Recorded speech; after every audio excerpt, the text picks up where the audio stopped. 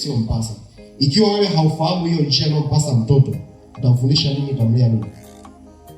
Kwa hiyo unaona kwamba katika swala la kumtumikia Mungu amesema tukichagua baraka, tukichagua uzima, hata uzao wetu utakuwa nini?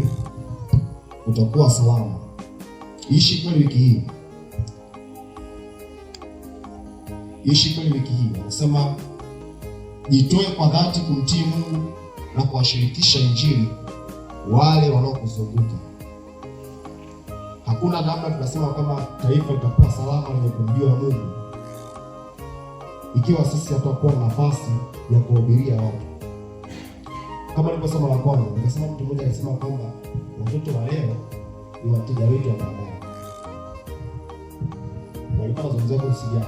Anasema watoto wa leo ni wateja wetu wa baadaye. Sasa tunasema tunataka taifa ambalo linamcha Mungu.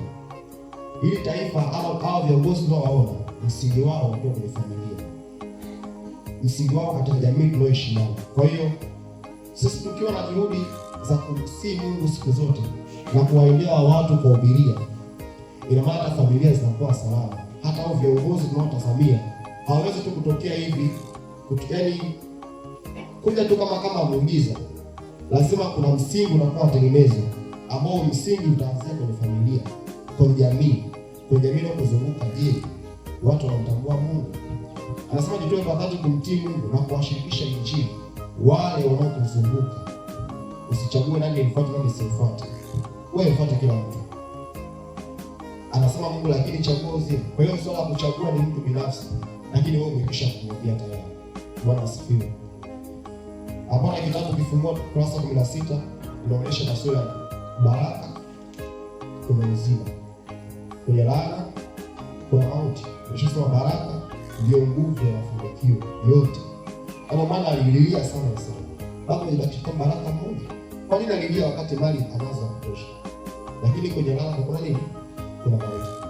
Kwa hiyo ukikumbuka mstari wetu ambao inasema ikiwa watu wangu wanaitwa kwa jina langu watajinyenyekesha na kuomba na kulitafuta uso na kuacha njia zao mbaya, basi nitasikia toka mbinguni na kuwasamehe dhambi yao na kuiponya nchi yao.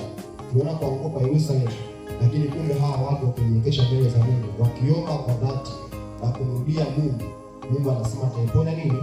Nchi. Mungu anasema kutokeni amani mji ule. Ni sisi tuliookoka. Maana mji ukiwa salama na sisi tuko salama, maana tuko ndani yake. Kwa hiyo kwa kuwa tuko na Tanzania, ili tuwe salama, lazima tuitakie amani Tanzania. Ili na sisi tuwe salama. Maana ikiwa salama na sisi tutakuwa salama. Na usalama wetu tuoishi hapo, lazima tuombee na majirani zetu. Kama jirani yako hana amani, sidhani kama utakuwa na amani. Fikiria watu maadui wanakuja wanateka nchi ya jirani yetu. Unafikiri tutakuwa na amani? Hapana.